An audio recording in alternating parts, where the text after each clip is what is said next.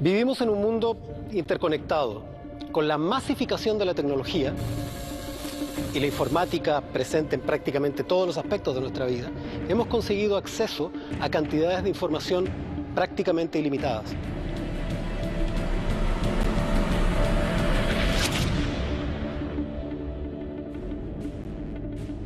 Estos documentos fueron diseñados como parte de uno de los proyectos más avanzados de la cibernética mundial de esta época. Una idea extremadamente vanguardista, llevada adelante por el gobierno de la Unidad Popular para el control y gestión de las empresas chilenas.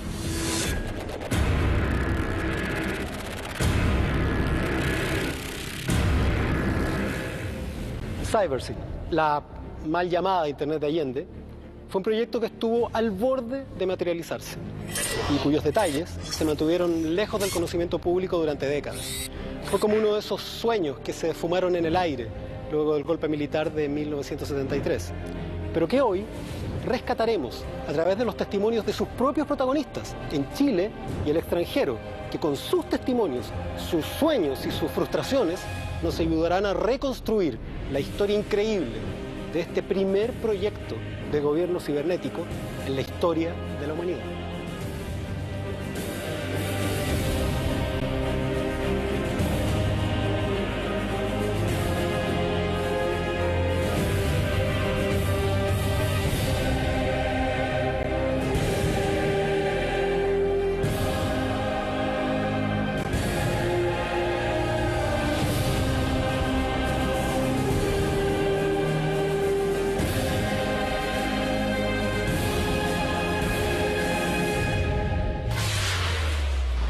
Estamos en Santiago de Chile, en plena comuna de Providencia, y fue a escasos metros de acá, allá, al otro lado del río, donde estuvo instalada la sala de operaciones de quizá el proyecto más importante de la cibernética mundial, el proyecto CyberSyn, también conocido como Proyecto 5. Bueno, a partir de este proyecto, Chile se posiciona dentro del mapa de la cibernética global. Yo creo que fue una experiencia tecnológica muy de avanzada, muy de punta en el mundo. Con un ambiente de ciencia ficción. Bueno, pero eso existió, y existió realmente y funcionó. Creo que era más vanguardista de lo que pensábamos en ese sentido. Silicon Valley es un proyecto técnico, la gente, los nerds ahí en Silicon Valley se dedican, pero le importa un rábano cómo se organiza, cómo se distribuye, cómo se usan las cosas que producen. Toda la información era visual. CyberSyn era una idea vaga para todos ustedes, ¿no? Era un encargo específico. Hay que diseñar una sala que proyecte información y que tenga estas sillas ergonómicas con ciertas especificaciones. Cada uno con 2 bolsos de documentos. Llegan los carabineros y nos hacen mostrar todo. Era un proyecto social. CyberSyn fue un proyecto ejemplar a nivel mundial de cómo el diseño utilizado de manera estratégica puede hacer el traspaso de la ciencia ficción a la ciencia real. Es como un proyecto utópico. No tiene nada utópico. El proyecto funcionó, operó. CyberSyn es un ejemplo que expone las posibilidades que se pueden desarrollar en un país precario, pobre, y aún así transformar el mundo. Esto hay que salvarlo porque es historia. Y salimos de ahí y vino una ráfaga de ametralladora al suelo.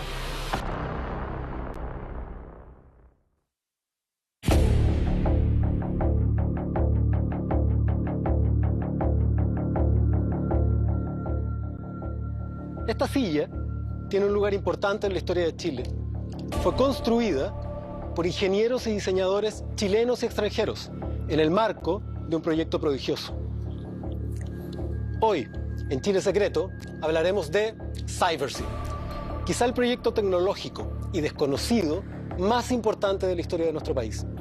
Es el año 1972, en Chile, pleno gobierno de la UP, cuando viaja desde Gran Bretaña el más importante cibernetista del mundo para instalar una red de telecomunicaciones conectada a computadores para convertir básicamente a Chile en el primer gobierno cibernético de la historia. En las elecciones del 4 de septiembre de 1970, Allende obtuvo el 36,6% de los votos. 2 meses después, asumió como presidente de la República, dando inicio al más importante proceso de cambios sociales, económicos y políticos en la historia de Chile. Como líder de la Unidad Popular, Allende se convirtió en el primer mandatario socialista del mundo en ser elegido democráticamente. Venía con un programa muy radical de cambio, en lo cual se planteaba, digamos, la creación de un área de propiedad social con las mayores empresas de la economía del país, eran idénticas 91, más nacionalización de la banca, de la nacionalización del cobre y una reforma agraria muy extensa. Cuando comenzaron el paso a empezar de propiedad social, es donde yo diría la visión más idealista de creer que eso solo iba a resolver el problema económico, se encontró con las prácticas de gestión de las empresas. Lo que el presidente Salvador Allende necesitaba era coordinar y mejorar sustancialmente la gestión de las empresas del Estado en un país demasiado largo e incomunicado. Una idea que constituyó un tremendo desafío para la época y que requirió de un largo proceso de aprendizaje para su desarrollo. Pero, ¿qué significaba realmente la cibernética para el plan del gobierno? ¿A qué apuntaba este concepto? Juan Álvarez y Claudio Gutiérrez, expertos del Departamento de Ciencias de la Computación de la Universidad de Chile, conocen el desarrollo de la cibernética en nuestro país y cómo el gobierno de Allende pretendía aplicar esta ciencia a la administración de las empresas. La cibernética es una disciplina que nació por ahí a mediados del siglo XX, ¿sí? Y que la definición es ciencia de la comunicación y el control, ¿sí? La idea es que en ese momento la automatización había crecido bastante, se había incorporado muchas esferas y se empezaba a poder implementar una serie de aparatos de manera que funcionaban solos de alguna manera, ¿sí? Piensa, el ejemplo de Norbert Wiener, que es el creador de la cibernética, es el aparato de agua del water, ¿sí? Tú tiras la cadena y ese aparato, con solo ese movimiento, tú le das una instrucción a este aparato que es físico para que vacíe el estanque y lo llene de nuevo a una altura determinada y pare de echar agua. Totalmente automático, ¿sí? Eso no tiene nada que ver con computación, ¿sí? Pero es un aparato. Entonces, la cibernética en general es la ciencia de cómo controlar y dar y comunicar instrucciones a máquinas. Uno de los hombres clave en el desarrollo de la cibernética en el mundo y conocido como el padre de la cibernética de gestión fue el británico Stafford Beer, un genio de la época que fue contactado en 1970 por Fernando Flores, director técnico de la Corfo, para implementar una de sus innovadoras ideas en todo el país. Para conocer el origen y los primeros pasos de esta historia, fuimos al encuentro de Enrique Rivera, quien ha investigado en profundidad este tema. ¿Cuál fue la función de Fernando Flores dentro del general del Proyecto 5? Bueno, hay que olvidar que Fernando Flores fue uno de los ministros más jóvenes que ha tenido la historia política de Chile, ¿no? Entonces tuvo tal vez la fuerza de aplicar un proyecto que en esa época y en esta tal vez podría considerarse fue vanguardista por traer las tecnologías y aplicarlas en un contexto de gobierno, ¿no? Entonces, en ese sentido, cuando Flores sale de Ferrocarriles del Estado, llamado Corfo, trae la metodología de cyber, sin él viaja primero a España, después a Inglaterra, a juntarse con Stafford Beer, lo convence, lo trae, claramente que su papel en esta historia es fundamental. Stafford Beer fue un teórico británico, consultor de negocios y académico. Fue un verdadero innovador al instalar modelos organizacionales cibernéticos para la gestión de las empresas. Un auténtico gurú moderno de aquellos que prefiguraron el mundo tal como lo conocemos hoy. que él, antes de venir a Chile, era una persona que manejaba un Rolls Royce, que vivía en una mansión, era multimillonario, ¿no? Que prestaba servicios desde su empresa Sigma a la empresa de ferrocarriles en Inglaterra, que es bastante decir. Él ya estaba aplicando sus ideas en empresas privadas. Claro. La cibernética está siendo aplicada a la economía, la cibernética está siendo aplicada a la biología, a otras áreas. Stafford Beer se preocupa de aplicarla a la empresa. A comienzos de los años 70, ¿sí?, se ve la necesidad de organizar el área social de producción en Chile, es decir, las empresas, y organizarlas de alguna manera. Flores se engancha con esta idea de Stafford Beer y le pide a Stafford Beer, ¿sí?, que a ver si quiere hacer yo diría una versión 2.0 su teoría, pero ahora un poquito más allá. No es para una empresa, es para un conjunto de empresas. Y Stafford Beer dice, perfecto, cibernética para la sociedad. Y ahí ya entramos al proyecto 5. I suddenly got a letter which very much changed my life. It was from the technical general manager of the State Planning Board of Chile. Remember, 1971, President Allende was in office. He remarked in this letter that he had studied all my works, he had collected a team of scientists together, and would I please come and take it over? Finalmente, Stafford Beer llega a Chile, le presenta el proyecto al subsecretario de Economía de la época, Óscar Guillermo Garretón, quien aprueba la idea y le da el pase para que se reúna con el presidente Salvador Allende. En ese momento, el gran desafío de Stafford Beer era explicarle al máximo líder del país de qué se trataba este innovador proyecto. Y fue justamente acá, en el antiguo Hotel Carrera, donde hoy está el Ministerio de Relaciones Exteriores, un edificio fundado en 1940 como parte de la remodelación del barrio cívico de Santiago, donde se hospedó el británico Stafford Beer. Una vez que el cibernetista obtuvo la autorización de la Subsecretaría de Economía para llevar adelante su proyecto, solo tuvo que cruzar esta calle para llegar allá, a La Moneda, para tener una reunión clave con Salvador Allende, que está en la historia de la cibernética mundial.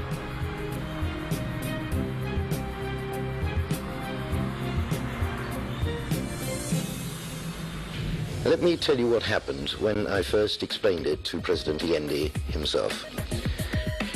Allende was a doctor, a medical doctor, as you may know. And therefore it was very easy to explain the model to him in terms of neurocybernetics, as the way of controlling the body. And so I said to him, let us suppose that these elements of the state are the big departments of state, like the foreign affairs and the economy and home affairs, so on. And then I got to System 5, and I drew a big histrionic breath, and I said, I was going to say, this compañero presidente is you. Before I could say it, he suddenly smiled very broadly, and he said, System 5, at last, the people.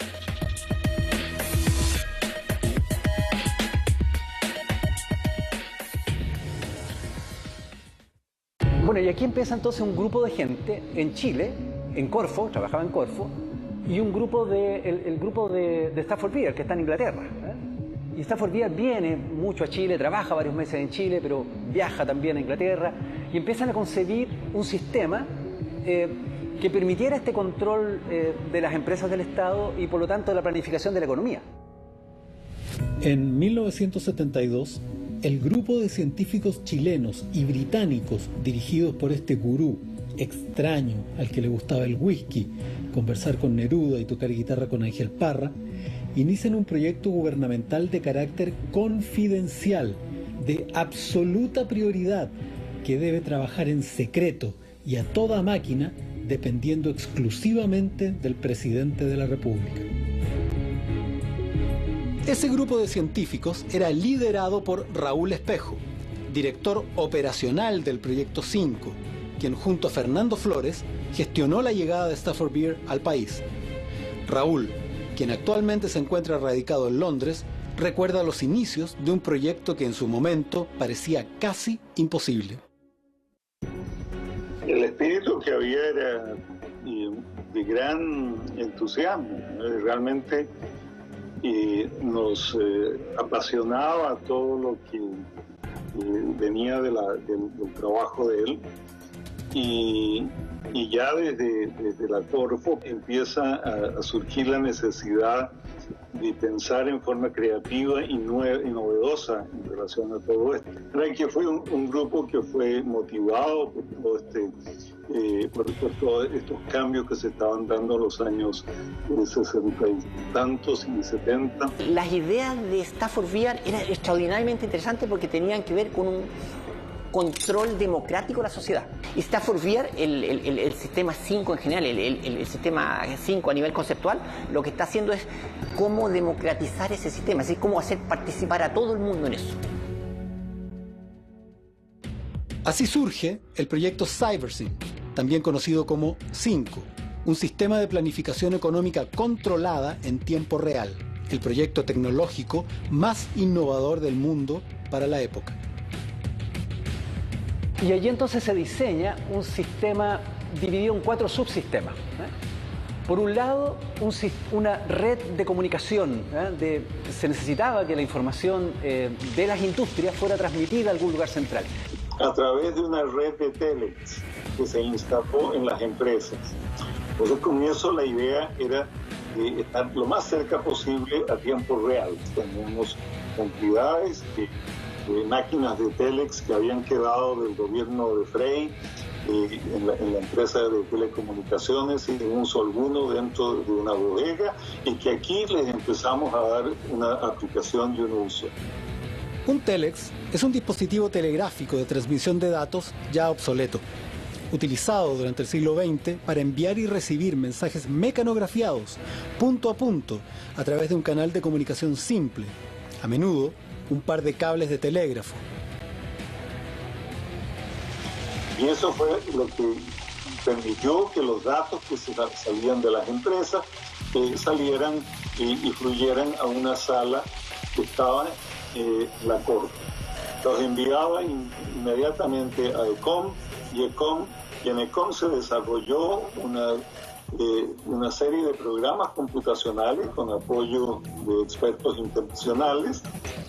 Una vez que la información de las empresas era procesada, se generaban informes casi en tiempo real a través del software CyberStride, diseñado por la empresa nacional de computación ECOM y la empresa inglesa John Anderson, siendo este el primer paso del sistema operativo del proyecto. El paso que venía tras la recolección de datos era pasar la información al proyecto Checo, conocido en inglés como Chilean Economy, que creaba simulaciones del comportamiento de la economía chilena a mediano y largo plazo, para luego proyectarlas en la sala de operaciones de 5. Se pretendía que con toda la información de la producción de las empresas se iba a poder planificar la economía. Estamos hablando de un gobierno que va camino al socialismo, y por tanto era necesario que el Estado planificara la economía. Nosotros recibíamos las primeras empresas que nos enviaban información que no era más allá de 10. ¿Te fijas cómo estaban enviándonos los 10 indicadores más importantes de la empresa, que nosotros la reducíamos porque estaban entre 0 y 1? Entonces, nosotros trabajábamos ahí, llevábamos la información después a ECOM, que nos daba hora. Nos daba hora para ir a trabajar, nos daba una hora, pues llegábamos con nuestra caja de tarjetitas, claro, operábamos esto y volvíamos con las sábanas para interpretar. La sábana era el resultado que nos daba el computador. Era papel impreso. Papel impreso de unas 30 páginas para alguna cosa, y estábamos mirando ahí cómo estaba.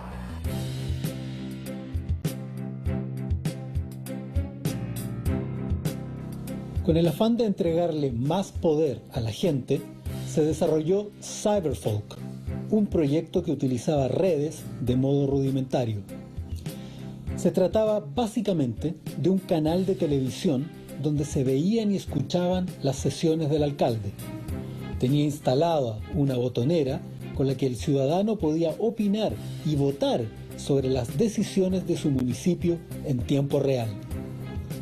Un prototipo de Cyberfolk llegó a operar con éxito en la ciudad de Tomé, en la 8ª región. Un ejemplo de otros tiempos. Hoy tenemos esas redes en cada casa.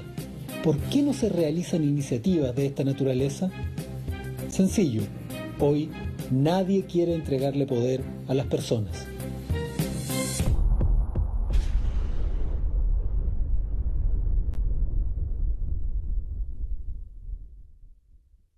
Cuando los diarios británicos revelaron la existencia del proyecto CyberSyn, fue la prensa chilena de oposición la que hizo eco de esa información.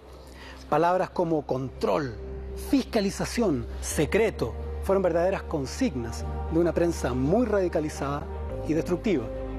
Aunque ustedes no lo crean, presentaron en sus páginas a 5 como un proyecto malévolo de ciencia ficción destinado a controlar la mente de todos los chilenos.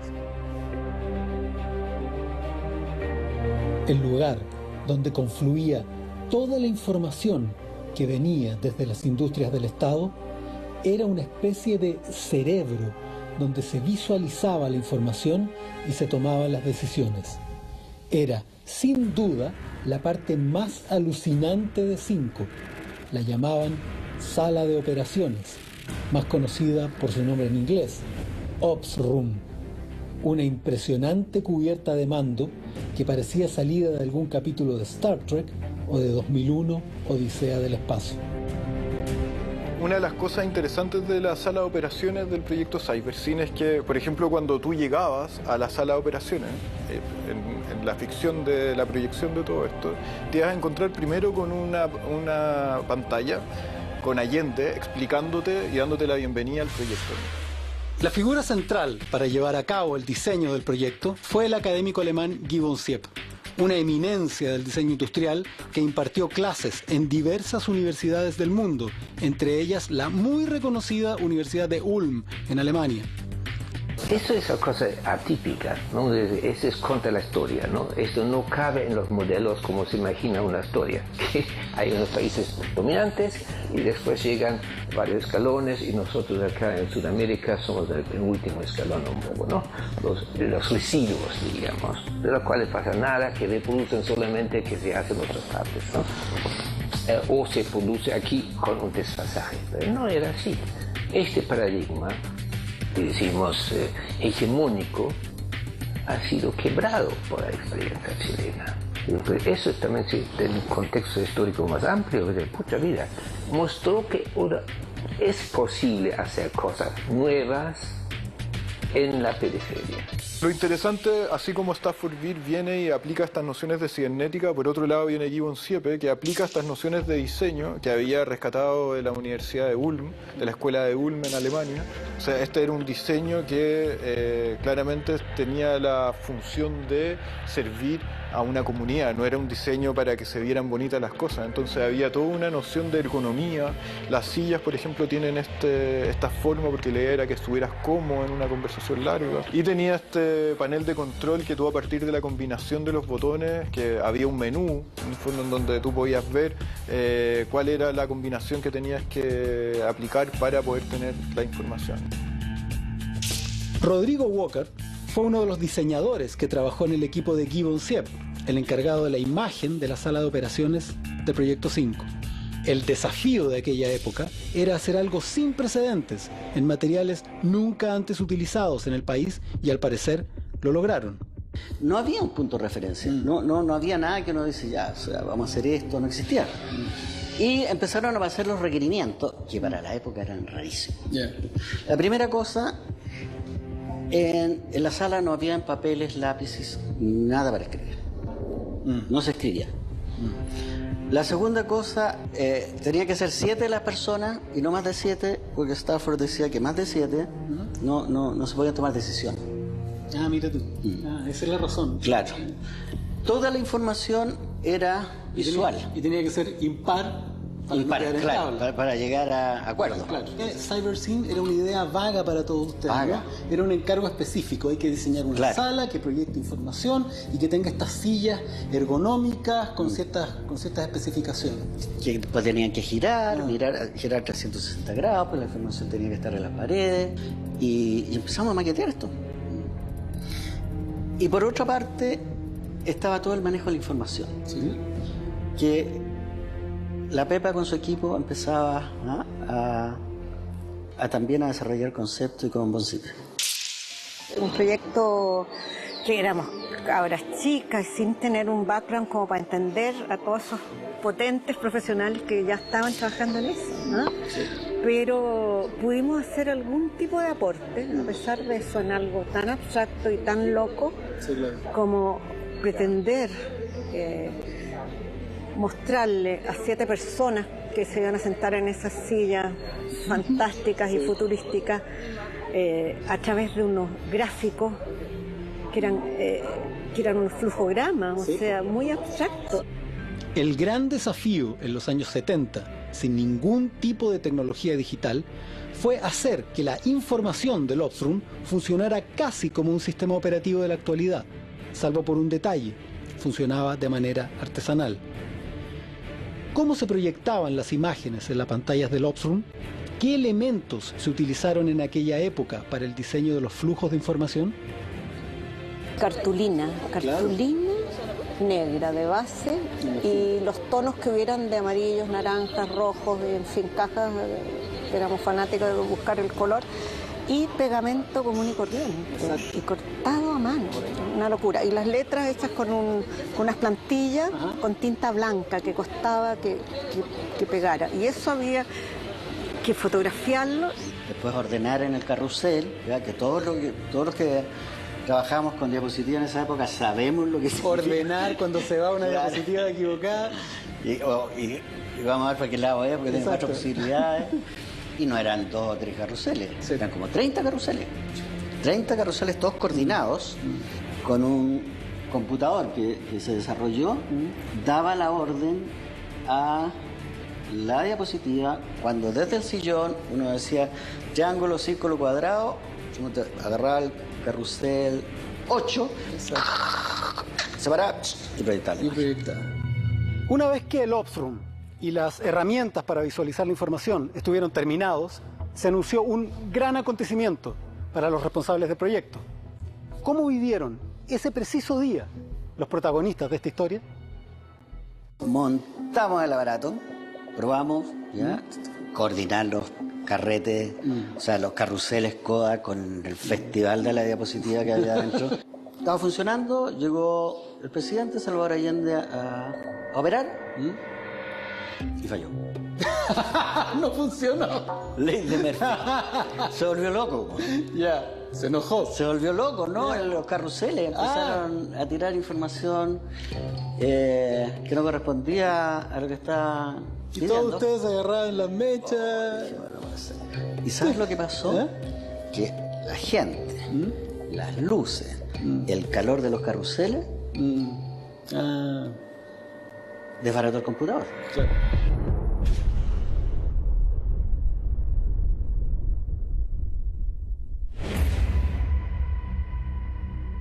Pese a que el Opsrum del proyecto 5 no funcionó cuando fue presentado al presidente Allende, la sala demostraría su utilidad solo unos días más tarde.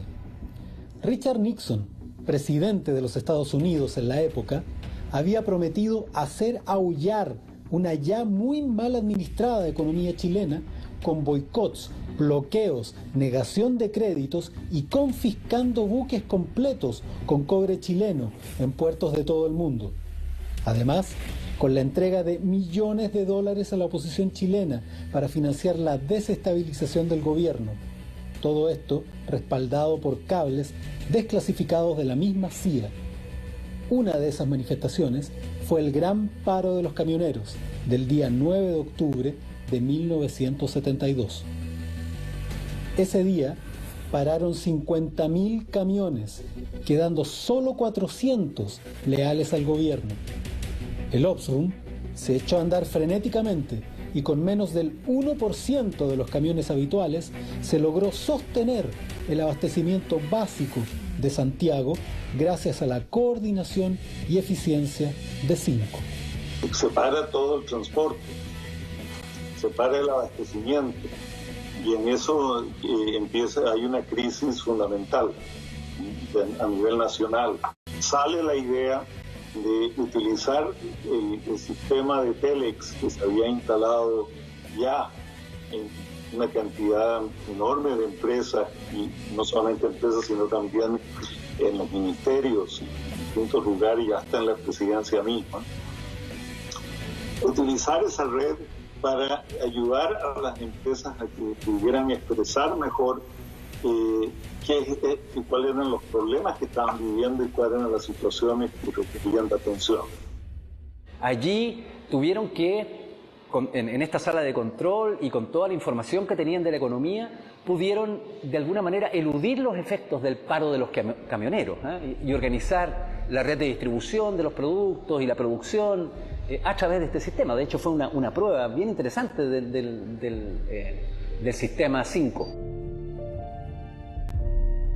Pero, ¿cuál era finalmente la gracia de CyberSync, que no todos parecían entender? Imagínate un mundo donde los informes y planillas Excel se hacen a mano y debes además enviarlas por correo.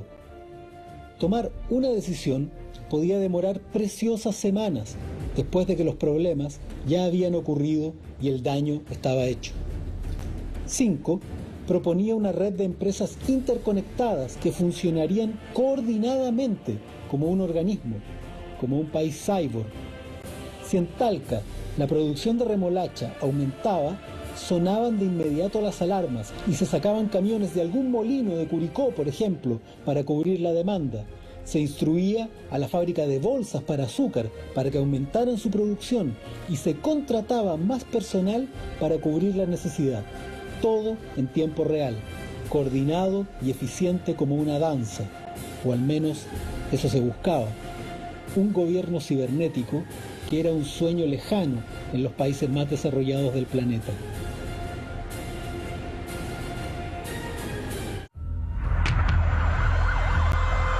Sin embargo, los sueños pueden destruirse. CyberSync estuvo terminado y operativo en agosto de 1973, solo días del golpe que civiles y militares opositores hicieron estallar en el centro del país, matando no solo sueños, sino a miles de hombres, mujeres e incluso niños.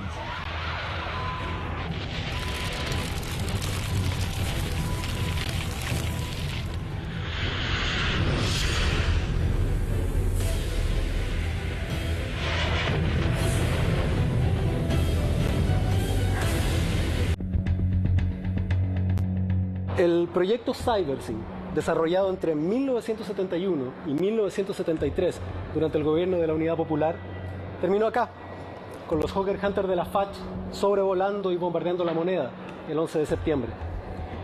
Con el fin del gobierno de Allende, concluyó no solo el sueño socialista, sino también uno de los proyectos más importantes del mundo en materia tecnológica. El día 11 llegamos y el director nos dijo que había conversado con el presidente el día anterior, que lo veía muy pesimista, Salvador Allende, que muy pesimista, y que les había dicho que no salía vivo, que él se iba a suicidar si pasaba. Teníamos conciencia clara de este asunto. Entonces, dentro había varios que habían estado trabajando en la Fuerza Armada. Nos dijeron claramente, esto va para largo. Hay que preparar cómo sacamos la información más importante técnica.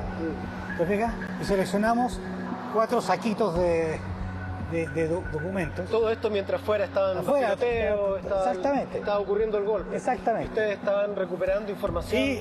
Y información que escuchábamos por la radio. ¿Te fijas?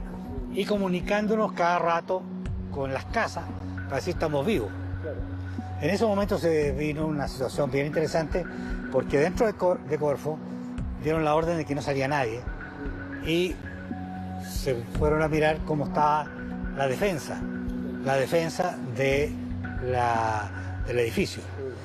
Y llegaron, fue muy divertido porque había una pistola, alguien tenía una pistola allá, y otro que tenía un rifle de apostones. Esa era la defensa que había de la Corfo en esos momentos. Pero se quedaron. Pero tuvimos que solicitar a las 11:30 de la mañana, solicitar autorización para salir con nuestros bultos. Perfecto. Al final nos dieron la autorización. Y salimos con Raúl Espejo. Dijimos, bueno, Raúl Espejo tuvo una frase muy simpática. Esto hay que salvarlo porque es historia. Y salimos de ahí y atravesamos hacia la iglesia de la Agustina que está al frente y vino una ráfaga de ametralladora al suelo.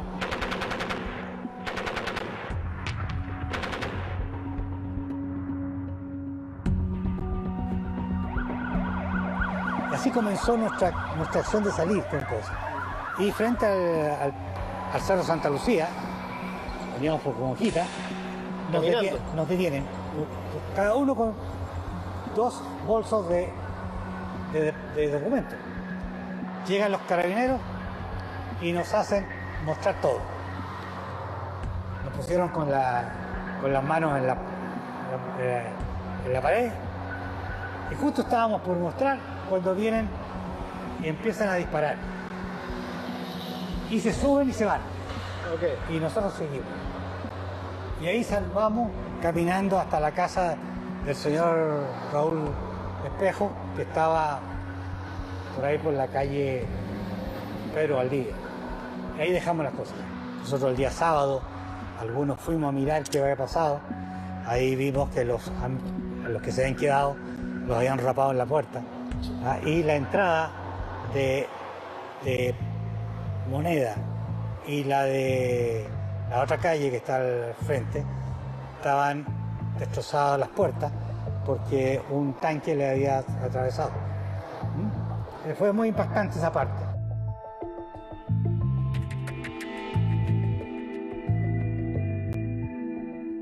Pero, ¿qué pasó con la vida de todos los que participaron en el proyecto? ¿Qué ocurrió con los documentos y con los archivos del proyecto CyberSync? ¿Es cierto que desaparecieron? ¿Qué ocurrió con la sala de operaciones una vez que fue descubierta por los militares? Después del golpe militar, no sé si lo veían como algo peligroso, ¿ya? Pero siempre es como bien poco cuerdo haber destruido un proyecto de ese nivel. O sea, yo encontré una locura lo que estaban haciendo.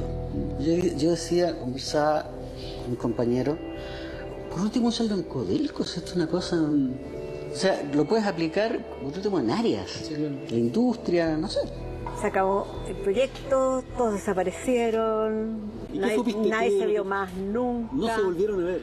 No, es que no se pudo. Yo creo que Rodrigo se fue a Buenos Aires, el gringo concierto apenas pudo, se fue también. Sí, Stafford Beer estaba afuera. Otro así como que nos fuimos a la playa, así como para desaparecer. Sí. ¿Y qué supiste tú del proyecto? Nada. Se fumó. Se terminó esa línea, como que lo hubieran cortado el país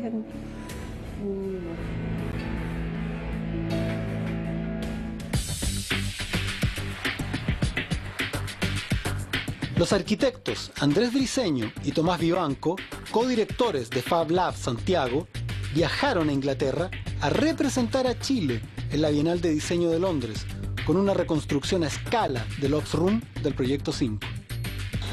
Cuando la Bienal de Londres hace una invitación a participar a través del Consejo de la Cultura y el tema era la utopía, claro, ¿qué experiencia desde el diseño, desde Chile, podía tener más relación con la utopía? Claro, este proyecto era una especie como de encaje perfecto con el marco teórico que te proponía la Bienal.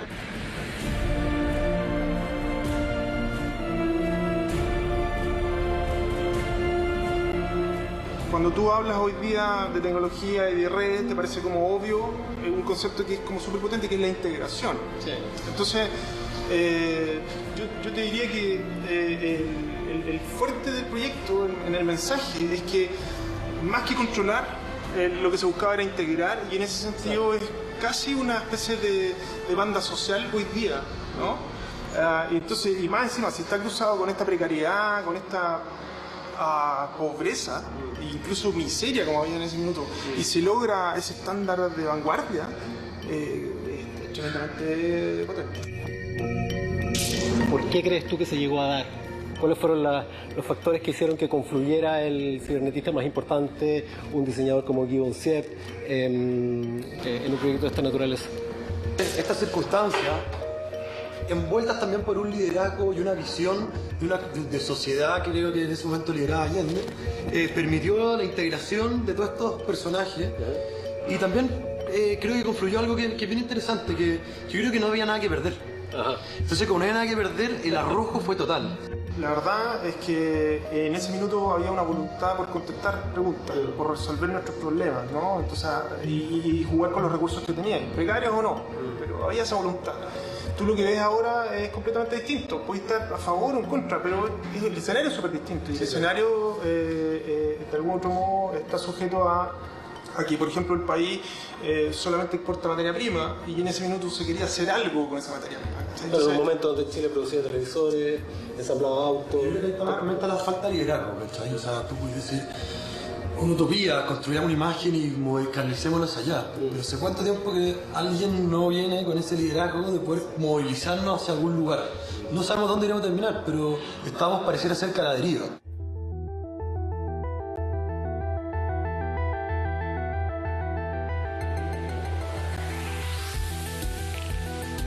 I was going to say, this compañero presidente is you. And he said, System 5, at last, the people. The people.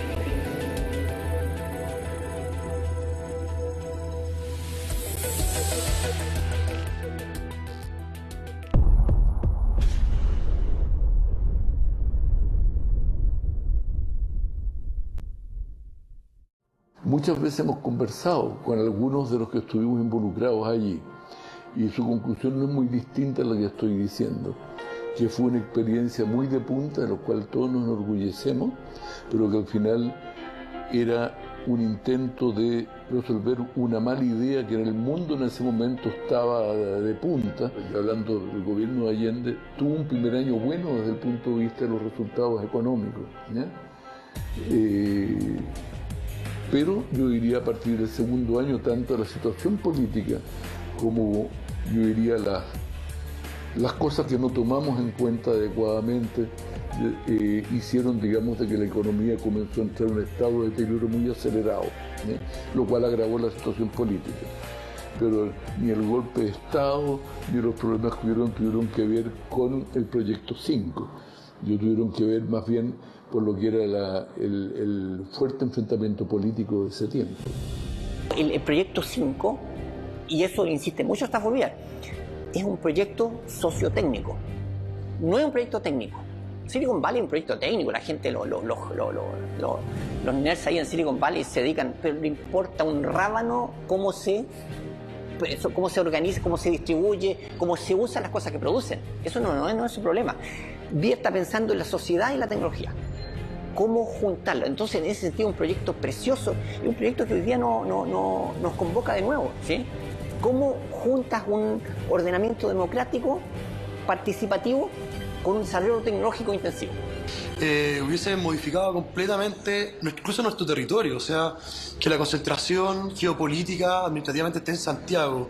Todavía no sabemos bien cuántos somos, pero que estemos todos concentrados acá y no estemos aprovechando las regiones. Yo creo que este proyecto era mucho más transformador por lo que podía llegar a generar a través de las transformaciones culturales que el proyecto en sí mismo.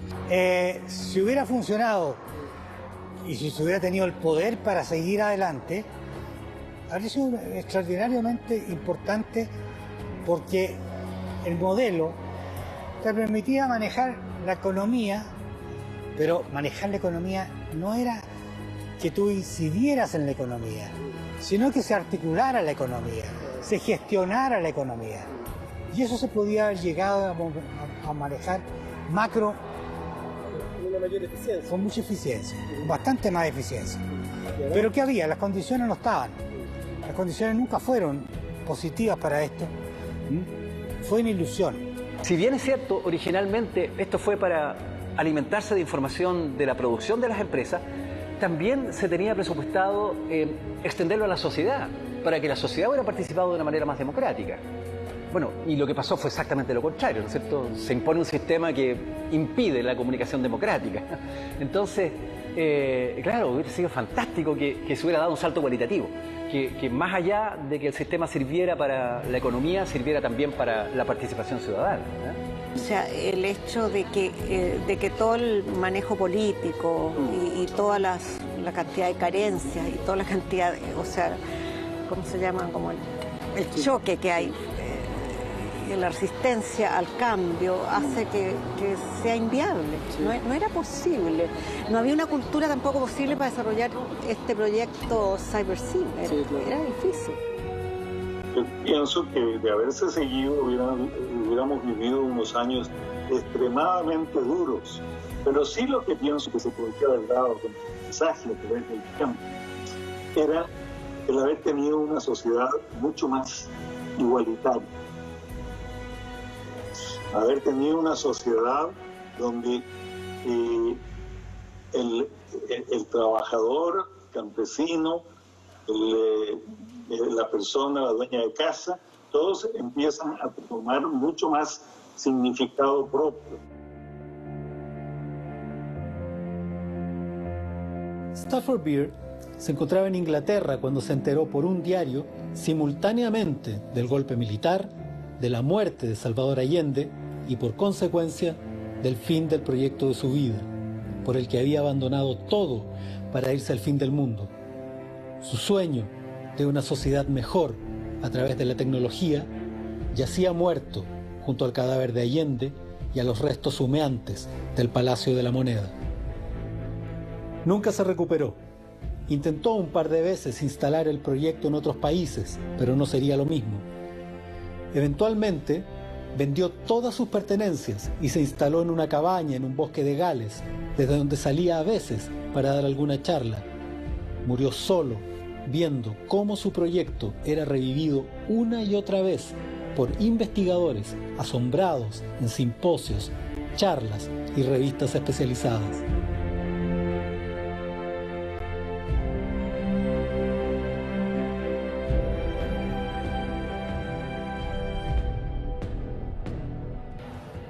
Una de las posibilidades que otorga la historia es la de reflexionar no solamente sobre lo que ocurrió, sino además de lo que podría haber ocurrido. Y es este caso, el de CyberSyn, uno muy especial. ¿Qué habría ocurrido si este proyecto se desarrolla más allá del gobierno de turno? ¿Habríamos convertido este país en una Camelot de la informática? ¿Habríamos sido un Silicon Valley? ¿Habríamos, al instalar modelos cibernéticos 20 años antes que el resto del planeta, modificado nuestra matriz de desarrollo? Son preguntas que nunca nos vamos a poder responder, porque perdimos la oportunidad, desgraciadamente. Esto fue Chile Secreto. Nos vemos en otro capítulo. Buenas noches.